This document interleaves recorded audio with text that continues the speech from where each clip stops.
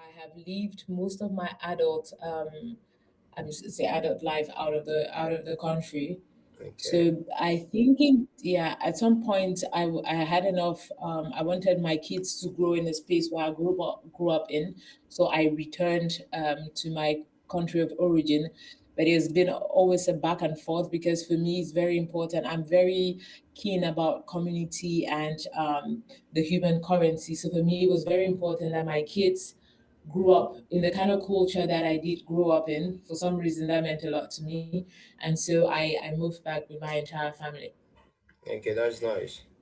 So, Irene, when you hear the term personal branding, what does it mean to you?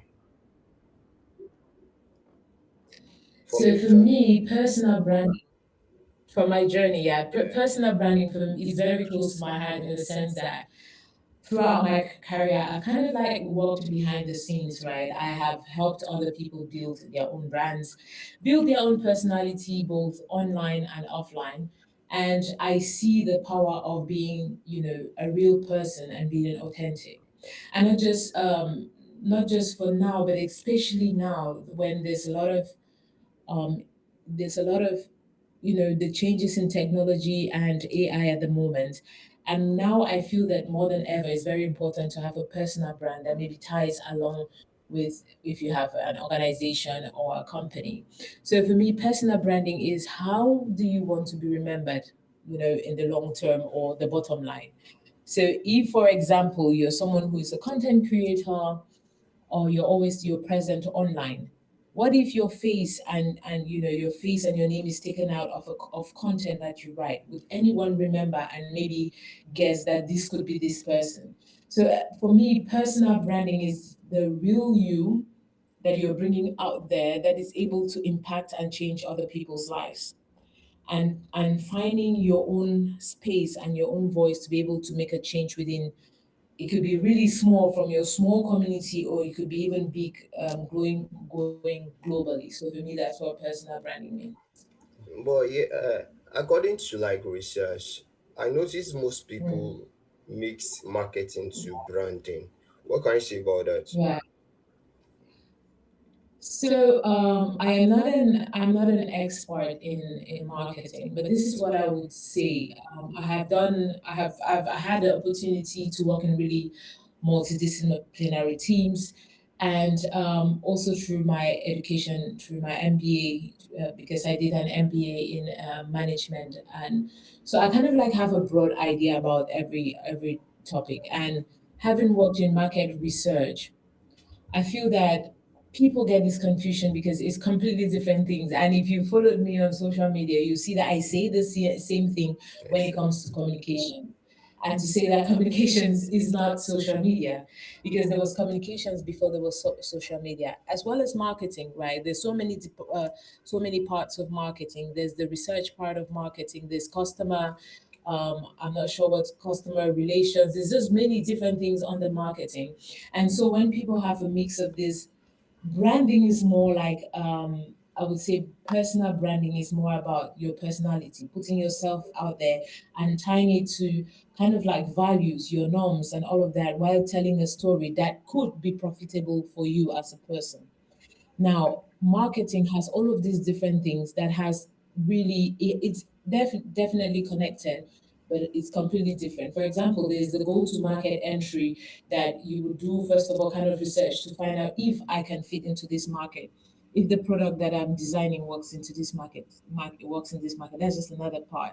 Advertising is also a part on the marketing, and so there's always this confusion, but it has to be distinguished for you to be able to build a proper brand. For example, I would say a personal brand also could mean, without your title, as for me, for example, as head of communications, what am I, or how can I introduce myself somewhere, not because of my company, not because of my job title, but because of me as a person. So for me, that's a bit around more of what you should focus on at the moment when you're building, especially from a smaller space based on what you have, and growing bigger based on when you have more exposure. That's nice. So, Irene, looking back at your career, how did you start building your identity in business and leadership? So I would say, based on my lived experience, I have taken upon, like I said before, while I was introducing myself, that I wear so many hats, right? So I have started a foundation. I have owned my own business. So before I was, when I was much younger, I was really into. I loved the beauty part of business. So I was into hair and makeup, and at the time, I used to live in a very white dominated society where we had very few black people like myself, or black kids like the ones that I had. And then we had Afro kinky hair. And so for me at that time, I wanted that our voices should be out there. I wanted kids who had my skin tone to be more confident in their hair, and for especially for white moms that had black kids to be confident in their hair. So I started at a very, I would say, when I had my kids in the process, which I always call, and I tell other women, it's like the slower lane of your life. So when I had my kids, then I started doing a brand. So I called it Afro Soft, where I designed products at the time to help manage kinky hair texture. And then it already put me in a space of leadership where I had to connect with many people. In the beginning, I had to be the person that did everything. But as time went on, I employed a couple of people, and then I also, started managing different people. And from then, I now moved into working with a full time employment where I got leadership roles. And throughout my time working with people, for some reason, maybe it's a cultural thing, or maybe because I am a firstborn child, Okay. in the process, I realized that my style of leadership was more around the servant type of leadership. Because I believe strongly in the golden rule that says, do unto others what you would love to be done unto you. And so I use this in how I manage people. And if you notice, I talk a lot about the human currency because my entire path in my career has always been about people have pushed me, or I have pushed other people to get to a certain space. And to be able to do this in every place where I have worked or led or developed something by myself, for example, this company I just told you about, or my foundation, for me it was very important to create a structure where people can thrive, where people it's easy for people to receive and give feedback. For me that's like the ultimate kind of space where I function. And so I believe strongly that if I can function in a space like this, I would want other people to function like that. And so through my leadership, I have always wanted to, when I recruit people, skills for me is one thing, but for me, what I always really look at is their attitude. Your attitude to be able to learn, your willingness to want to change things and do them differently, your willingness to want to discover things in a different way from another person's lens, from another person's perspective. And because I have grown in a space where I've met people with so many different backgrounds and cultures, it's very important to find this kind of balance, so that someone who has lived all of their life in Asia, or maybe all of their life in the US or in Europe, when we come into the same room, we feel like the same people wanting one specific goal. And so for me, that's how I've always led as a leader. So from a perspective of a servant to a leader, and because I've also had the most amazing mentors and managers whilst in my career, so I've actually taken this kind of way of working from them and have moved over as I've also grown in my space and in my career. Okay. Can I ask you something? Yeah, Yes, please. That's why I'm here. as a female leader, what are challenges you faced coming up? Hmm. So So my my path, I path, would I would say, say, has been quite different, because I have worked in a space where most of my at the time as a manager, I always had superiors who were male. So kind of I've worked in a male dominated space, but for some reason, I might say I've been lucky, because these people have always wanted the best for me and have always pushed me. And I've also worked in programs. Excuse me. Hold on.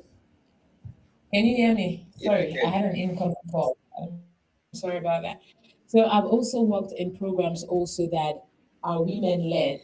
And so I haven't had really much of a struggle, I would say, in my career working as a leader as a woman. But maybe someone else would have a different story. But as a woman, I've really honed up or leaned towards, willing to learn and unlearn, because this is also something that I think many people need to embrace. The fact that if you come into a new culture or new space, or a space that is male dominated, you have to find what are the things that would make you shine, I would say, within your role. So there's this thing where I say, I talk a lot about stakeholder management, and I say this to anyone that gets into a new role. You have to understand the dynamics of the spaces that you walk into, and not just the dynamics about influence or impact, but really about how power moves. When you get into these organizations, you have to know who are those, who are loud and that can push you. This is also different from the real people who make the decisions. And knowing that if you're in a room and people are nodding while you're presenting, as if they are in understanding or buying in, is not always the case. So it's very important that in your first, I would say, 3 months, you're using time to be able to understand these power dynamics. And if you understand this, it really reduces the kind of, I would say, tensions and some of the things that you can avoid to be able to grow in a space as a leader and as a woman. So for me, that's what I have learned over the years, and I think it's been helpful because I have really not had those kind of challenges, but also because depending on the specific industries in which you find yourself. Okay. So, at what point did you realize that personal branding opening real opportunities for you?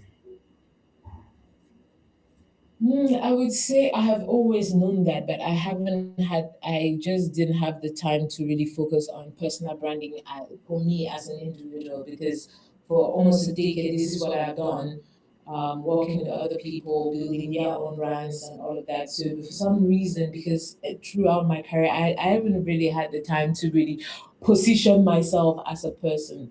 But I would say over the last, I would say 8 months, so like I would say for 3 months, I had a thought, maybe I should get on LinkedIn and really start pushing myself as pushing my personal brand, because I've always been the person who is behind the scenes, making sure that everything happens, cutting the T's, dotting the I's. That was more kind of like my personality, and I'm very good when it comes to being back there, making sure everything happens perfectly. But I have never been thrown out there or throwing myself out there. But then life did throw me out there, because when my dad was diagnosed, that was like 10 years ago, I struggled a lot to be able to find solutions for him to make this disease that was breaking my family apart, to be able to find a solution. And because of that, I always talk about people again. I can't just stop talking about how humanity is so important, and because we are social beings, it's very important to relate with other people. Like you now that reached out to me, I reached out to someone, and this person said I would help you without knowing me. And because I reached out and told my challenges, I got the opportunity because of the brain tumor to speak. I have spoken in over, I would say, eight international stages on multidisciplinary teams having medical doctors, oncologists, advocates, and patients themselves. But without me having this curiosity of wanting to know, wanting to have more access to information, and wanting to really help my dad so intentionally, this happened to me. So now I started building a personal brand as someone who advocates for patients' right. And at that time, I had no idea what the patient's right was. And so, because of this, I was able to join a society called SNOSA, which is the Society for Neuro-Oncology Sub-Saharan Africa, and also as a part of the IDTA, which is also another influential organization when it comes to cancer. And because of all of this, we were able to design a patient charter rights that was accepted in the European Union. And that for me was is kind of like the biggest milestone I have had over the years. So this kind of I would say this kind of lived experience really made me to realize how important it is for me to build a personal brand. And not just a brand because I want to put myself out there, but because I really want to touch people. I really want to create impact. I really want to be able to influence change in many ways. And I think that everyone has the potential to find their voice and to be able to do that. And so that's why I think that everyone has a potential, not just in your community, but globally. Because at the time when I was seeking for solutions for my dad, I was based in Cameroon. But Okay. because I reached out to someone that could help me, then I was able to speak in stages in the US, in Spain, in Austria, in Italy, and just to name a few. But at that point in my life, I would tell you honestly, because I'd always been a person that worked in the back. I wasn't I wasn't a public speaker, right? I didn't know how to tell my own story. But because someone trusted me and gave me the platform, I was able to tell my story, not just my story, but the story of the challenges of cancer patients within my community. And over the years, it has created a lot of impact and changed a lot. So personal branding is really key and it can tie you to about anything, but you need to find your voice, find who you are and find your purpose. So in the process, I don't know if you know this, but it's also this Japanese concept called the ikigai, which I've used a lot to be able to find myself and find my purpose and to understand what life means for me as a person. So it's helped me a lot build my personal brand. Okay. So I didn't have a timeline. Unfortunately, I can't tell you in 1 year or in 2 years, but really, a personal brand takes time to build because you need to build trust. It's really about trust and people believing in what you know and what you do. Okay. So, what mistake do people make while trying to build personal branding? I think for me, what I've realized over the years is that personal branding is about not just about your audience, but about you as a person first. You being able to trust yourself and find yourself. And then if you work with a team, maybe trusting your team and then trusting the process. And now a personal brand is not built in a day, except that maybe you it's never really built in a day, honestly. So there are no shortcuts. It takes time for you to build this kind of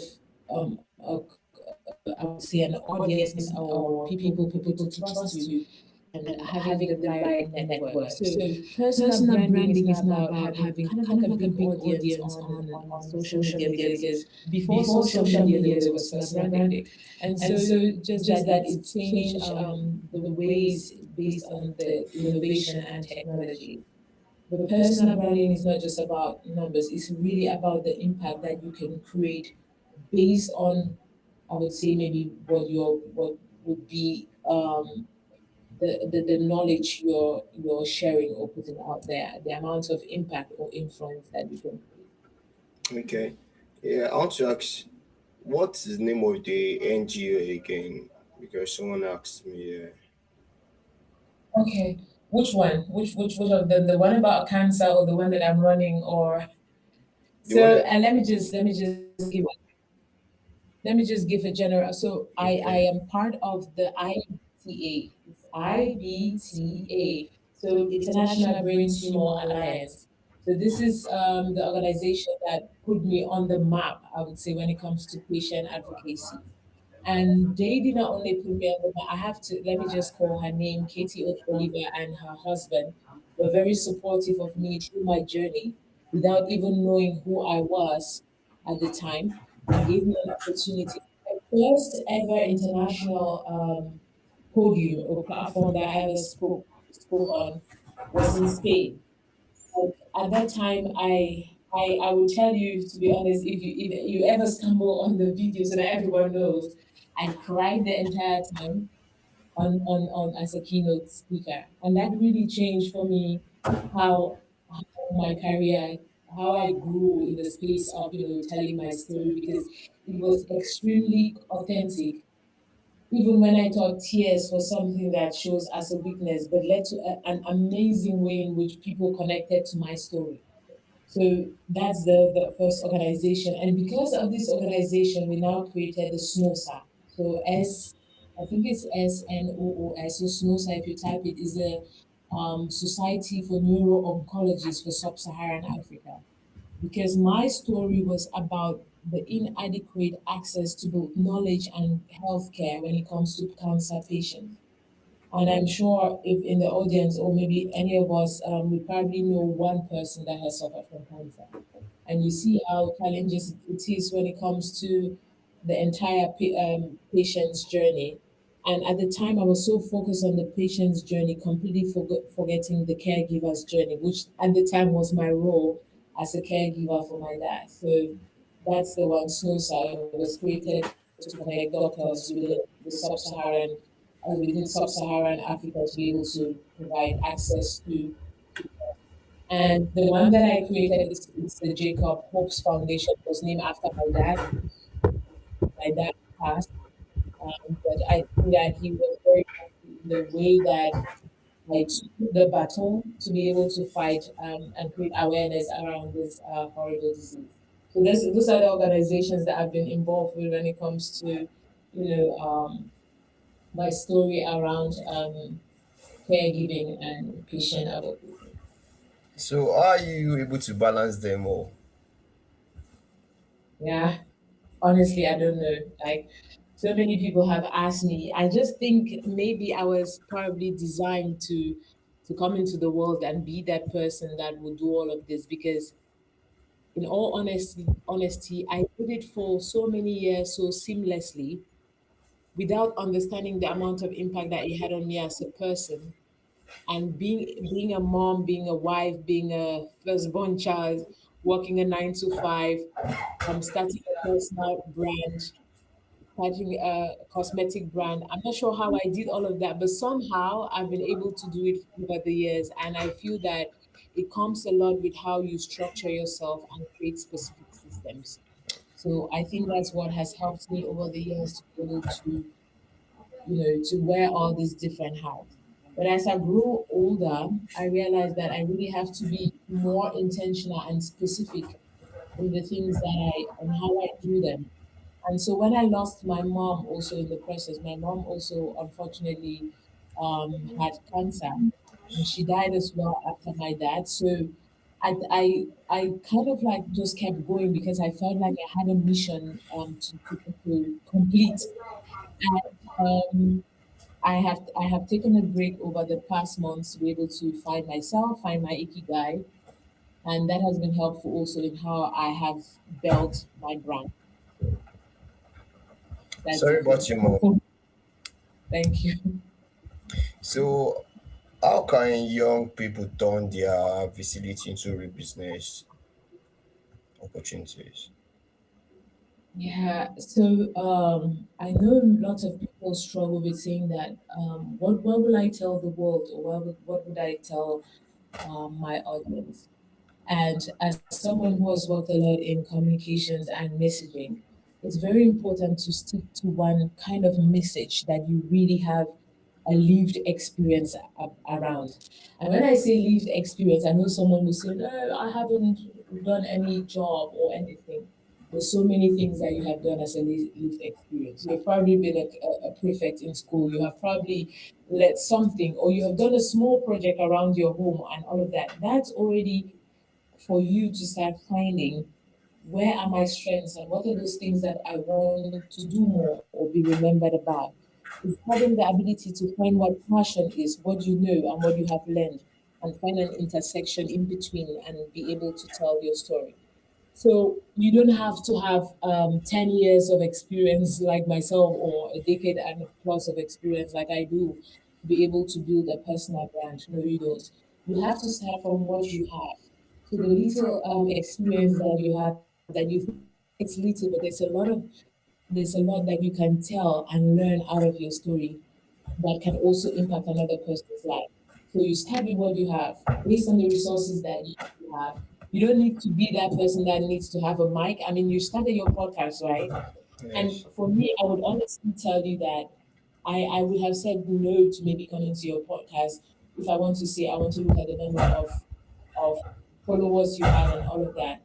Because all my life is because other people have given me an opportunity and a platform.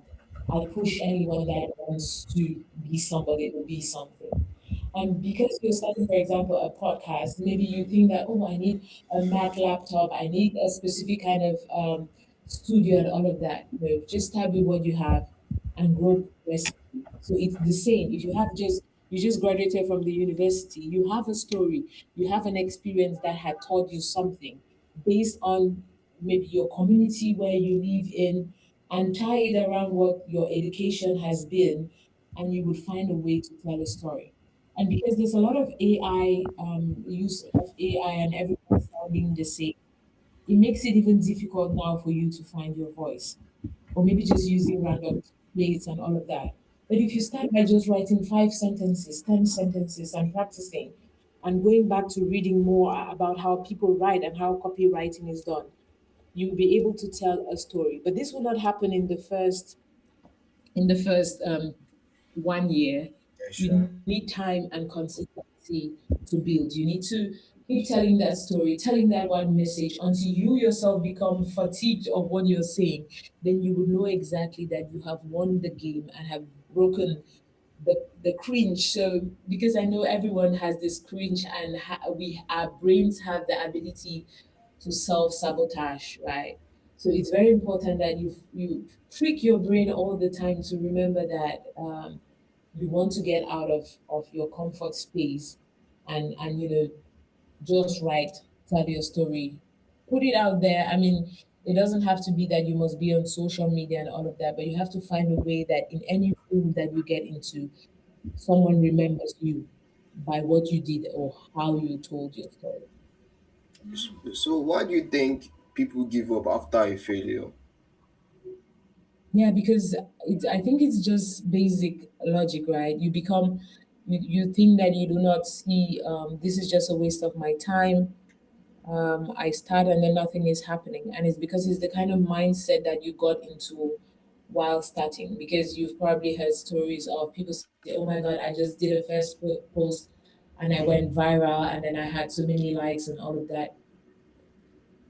It's true for some people. I'm not sure how true that is, but for me, that has never been true for my story or my life. I have always built for so long and fought. Like I told you about my dad's story, right? I didn't Yeah. just meet this person randomly. This was in a time when there was no internet or mobile phones. I went to a cyber cafe. I wrote to 100 organizations, anything that I saw on the internet that had a brain tumor written on it. I went back, I followed up on all those emails until someone listened to me. But when I tell this story without telling how much I struggled to be able to have the information, you would think that maybe it just happened by an easy click in the hand. And I will tell you that most of the times on all of these podiums and everywhere I've been to, everything has been covered 100%. I have never spent a dime to do all of the work that I do, and that's why it's so meaningful for me. So just to say that for anything that you start, it has to be about the mindset and the intentionality around it. For me at the time, all I wanted was a solution to get the tumor out of my dad's head. No matter what, I had to do anything and everything in my little power at the time to be able to make this kind of change to happen. But I didn't know how far I would go by just asking 100 organizations to listen to me.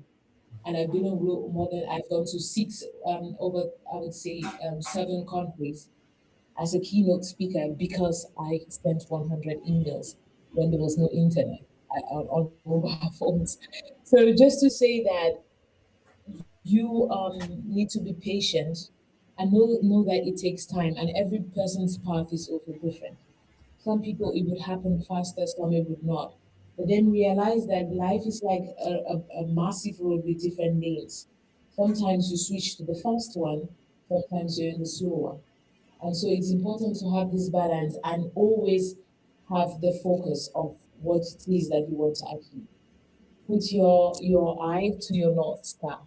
So that's what I tell everyone to stay focused and just remember what you want to get out of the journey. With that kind of mindset, you wouldn't give up very soon. But if you go just because of maybe peer pressure and all of that, maybe it's not the right time for you to start doing what you're doing or what you want to. So during the your time your dark moments, what is the motivation behind you? What keeps you going? So for me, I say that motivation is just one thing because everyone is always motivated. Because I would say that, for example, I'm using my dad's story because I would say that um, that's the most challenging thing that I have done in my whole life, to be able to break through all of those barriers. It's always funny how I say it because it's amazing what I've been able to accomplish. Not to brag, but because I never even have the time to brag, and everyone is always telling me like you've done so much that the world needs to know, and that's why I even got into personal branding because I didn't know how to tell my own story and feel comfortable in saying what I have been able to achieve. But I think that the whole point around it is not just the motivation, it's the discipline and staying focused on the North Star, right?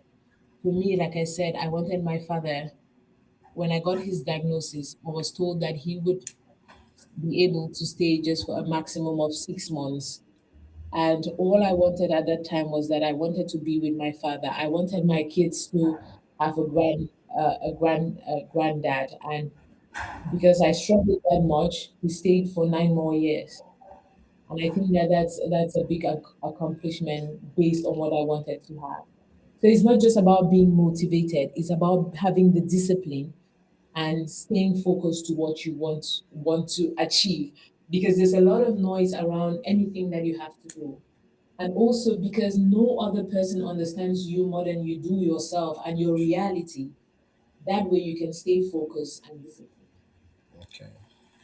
So from your experience, what make personal branding stand out? For me, is just two things: is being authentic, and authentic in the sense that you're being true to yourself. I do not want know what your reality is based on. I don't know your resources, your abilities, your capabilities, but you have to be, your task building a personal brand is to be able to identify these different capabilities that you have. And if you stay true to it, you would and have a winning aspiration, then you would find ways of building a brand that is sustainable and that would last in the long term. Okay. So that's it for me. It seems simple, but it's a lot of work. Yeah. So will you say every business needs personal branding? Everyone, Every can you say business that needs again? personal branding.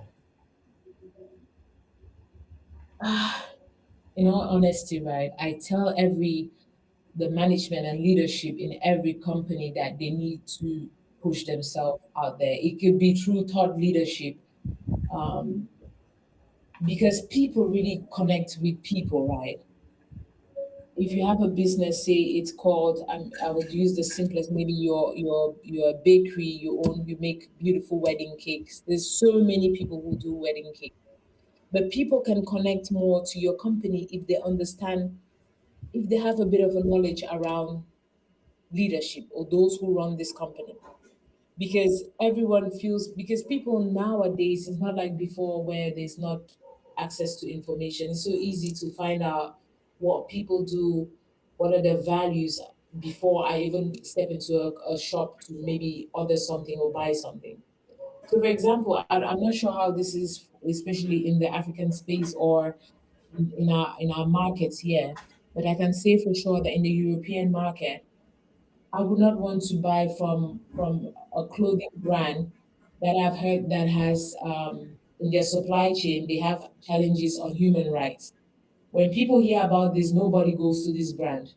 And so, if we have leaders in such brands that really talk about how it's important for them that in their supply chain they check and they make sure that kids do not work on those cotton fields, or maybe women are not maltreated, or people are paid on time, it gives kind of a connection to the brand, and leadership and the personality. So I agree and I say that it adds a lot of value if you are building an organization or a social enterprise whilst building your personal brand. I think that the two really go together. For example, lots of people in the Europe in the Western world eat a lot of drink a lot of coffee or eat a lot of chocolate. But no cacao or coffee is grown in those parts of the world. And because of exposure, more people are asking questions. What happens to the kids that, or to the farmers that are growing the cacao beans? So it has moved away from people just consuming, but consumers wanting to relate to a brand, wanting to understand what this brand means for the environment, what it means for technology, what it means for people, what happens to the communities in which they operate. So I would advise anyone, small or big, have the two and kind of have like a balance of how you do it. But for bigger organizations and bigger non-for-profit organizations, I see push a lot around top leadership. Okay. So in business, personal brand is really important. That's good. It's very important. Yeah. Okay. Yeah. But we should not mix marketing with personal branding, right? No, no, it's completely different. It's completely different. And for well-structured organizations, it will be very clear what this is, right? There's people who are focused on doing those specific things around marketing, around communications, around finances, around and so that's why companies are segmented into these different parts so that people own a specific discipline and move along with it. Think about an organization as so everybody does not have to mingle in everything, right? People have specialities. It's just like in medicine where there's a generalist and there's a gynecologist and there's an oncologist. There's a reason for that. And the same with the human body, each part has a specific function, but they connect all together with the spine to be able to transfer information to one place or another. So goes with your business as well. Do not try to be everything. Because I see this a lot in smaller businesses where you start your personal brand, expanding your community, and you might be lucky and then you scale. Now, in most cases, founders become multi-media organizations. They have created a space where they have always done everything. It becomes a bit difficult to let go. So it's very important that in the very beginning, based on the limited resources that you have, build systems and structures that you know that as you grow, you can scale. Maybe for now, you do not need to have marketing. Why do you need marketing if you own a small space where you can just, do a bit of the things that you have to do around marketing?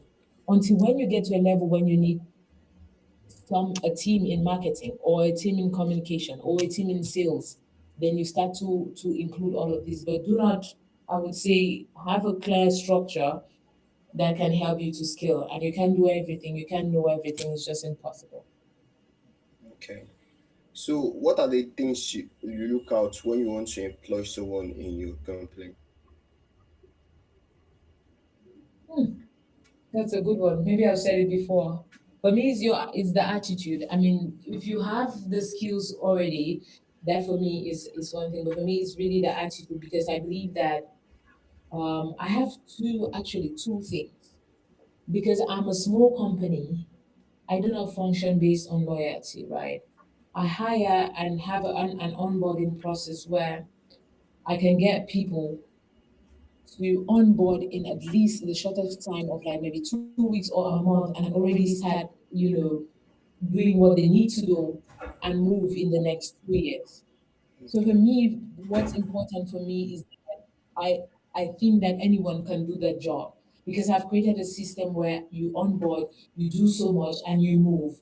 And because now, if you understand the job market, we're working with Gen Zs that are very want to stay motivated and keep going. And I understand that. And so I'm not building a space where I want someone to work for me to stay there in the next 5 years because I wouldn't even have the opportunity for them to grow as much, right?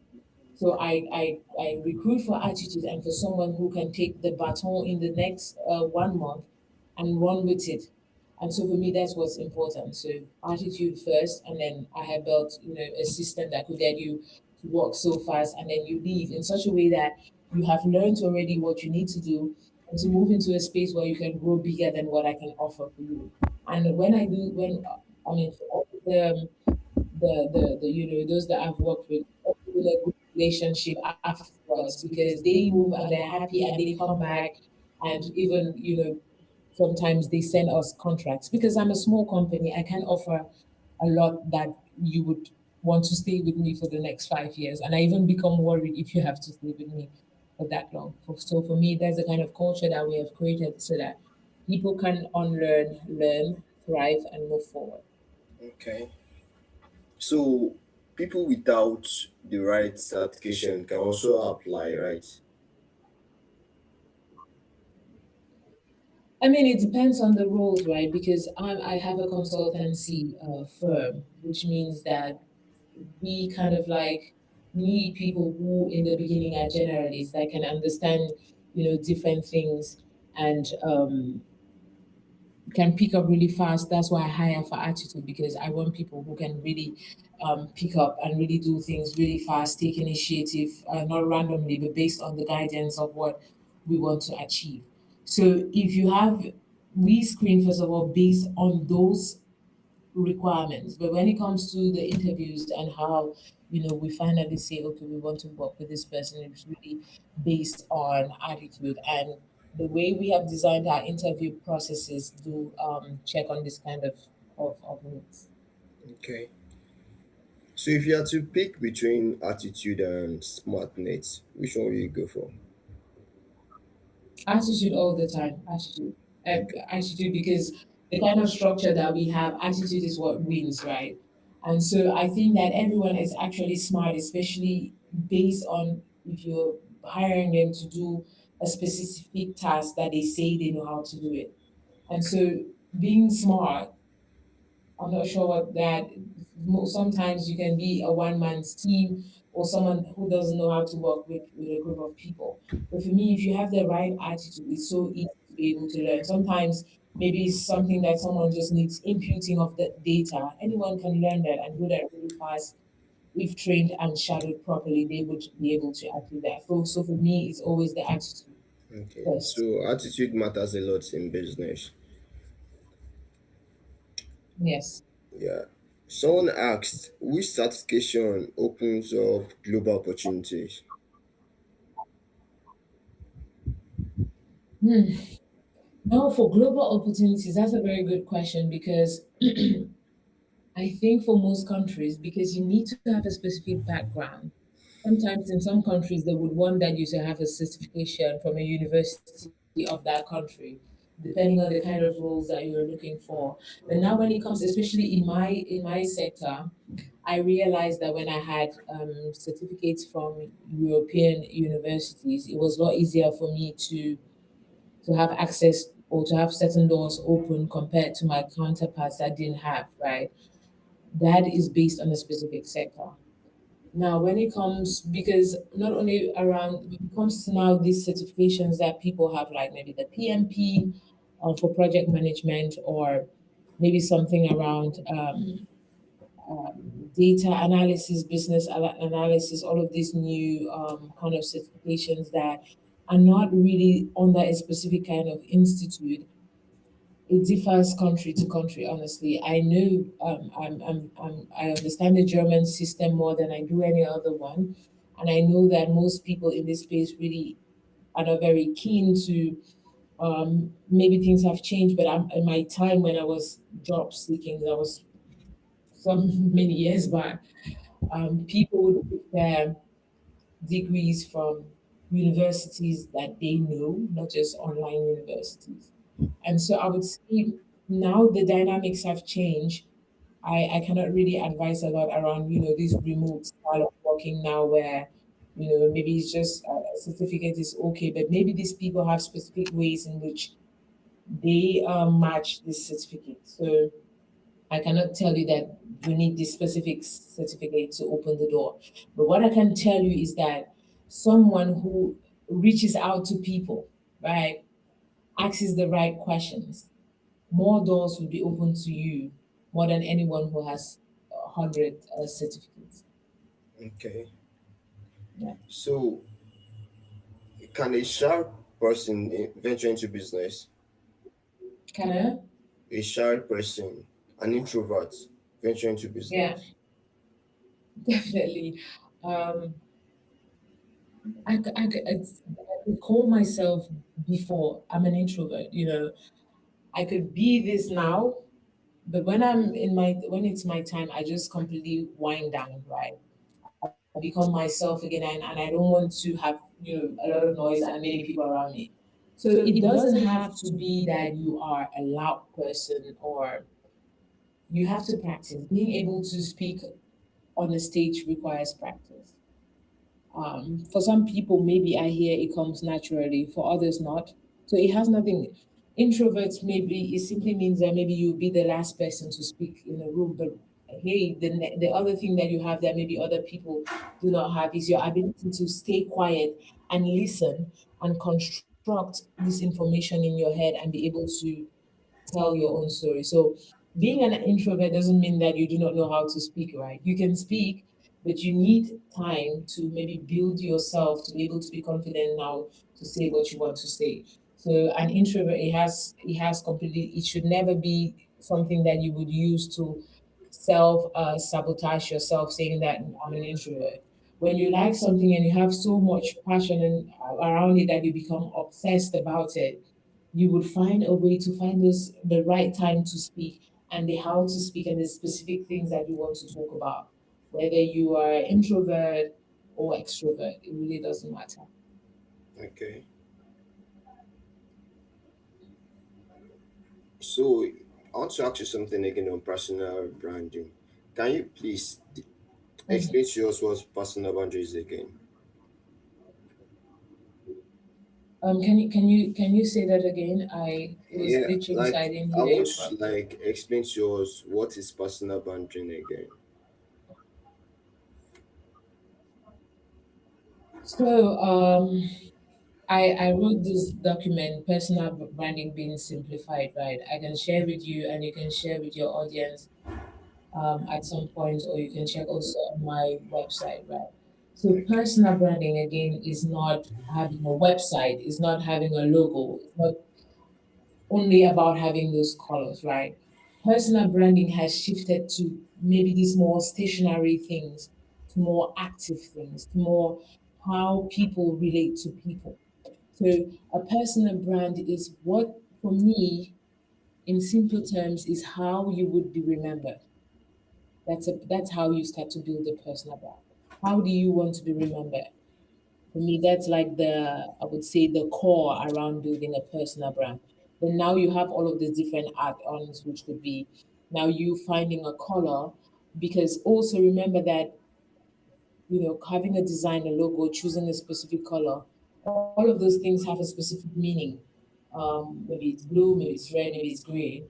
There's something you can do your research on. It's called the color wheel that comes with the kind of emotions that, you know, specific colors have. So personal branding first is how you want to be remembered, and now you can have all of these other nice add-ons to it, which are the colors, your logos, your website, and doing all of that. But it's the kind of story that you want to tell. Is what people would say about you when you're not in a room. Is what people will remember.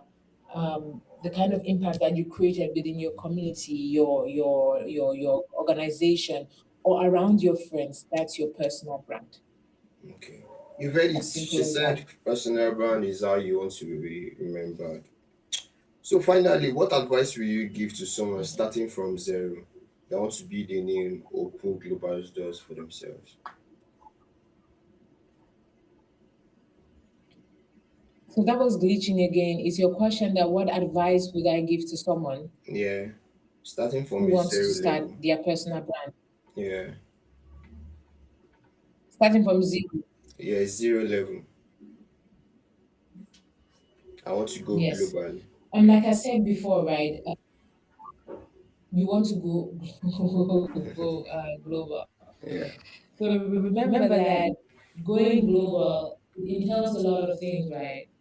It entails you being able to understand interculturally how things happen globally.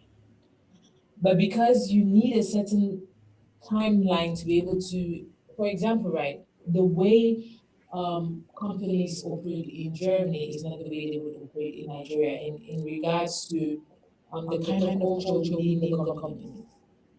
So some cultures are more efficient, more specific in how they operate. Some cultures are more, I would say, a bit more lax in how they do certain things. So now, as someone is starting from zero, and your goal is to become global at some point, I say that it's very important to start with what you have and build from there.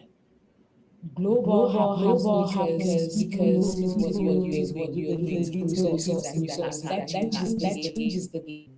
Because, for example, if I have just my phone and I can make, especially in a digital world now where you can do videos, you can be on TikTok.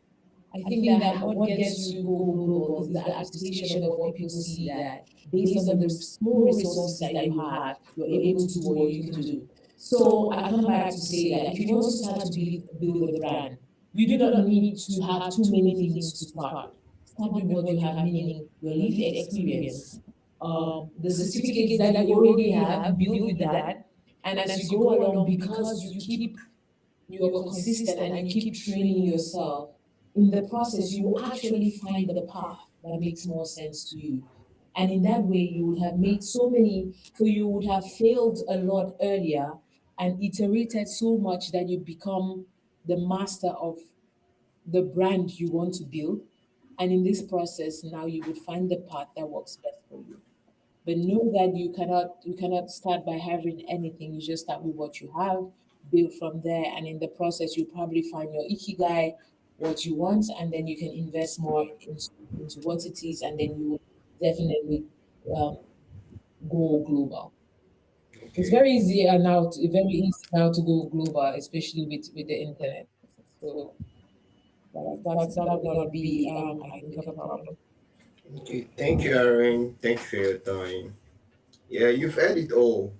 You don't need someone to motivate you. You need to motivate yourself because you need your Right. internal force to push you out.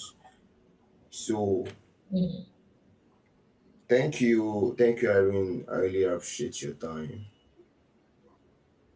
Thank you too. I'm happy that the internet did not glitch or the lights did not go off. So Yes. it's nice having So you thank once you. again. Yeah, thank you so much for giving me the opportunity to tell my story on your platform. There's no platform too small or too big to tell your story. So I encourage everyone to be able to find your voice, listen to your inner self, combine your passion, and find a way to make profit out of it, and be the best, the best version of yourself. And remember that self sabotage is the killer of all ideas, and our brains have the ability to do that because it wants us to always stay in a space that we can thrive. But this is up to us now, and remember that especially us on the global south or on our continent, we want to go global, and that means that we have to compete with the rest of the world. And they have more resources than we do. They have access to internet, to electricity that to us is not. It doesn't come, that easy as Easy, it's yeah. supposed to be. And therefore, it means that you have to work 10 times or even 100 times harder than someone in another society would have to do. And therefore, at that point, you do not need motivation from me. You need to continue clapping for yourself until your hands hurt and not waiting for other people to do that for you, because I do not even have the time to clap for myself. And so you do not have to expect me to do that for you every day. And so that's why it's important that you find means to motivate yourself and stay focused to your North Star. And by North Star, I mean, the goal that you want to achieve. If I were in my 20s and I had this kind of advice, I think that it would have been different for me. But we simply didn't know all of this because we didn't have the access that people have at the moment. We didn't have, internet and all of that.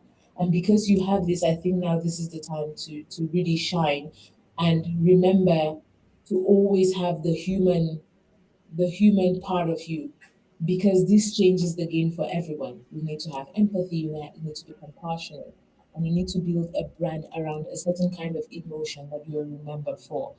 So for me, this is how I want to conclude the session. Thanking you all for joining us, and for those who would watch this later, and continue to motivate yourself. Thank you. Thank you so much. Thank you for your time. God bless. Okay, bye bye. Bye.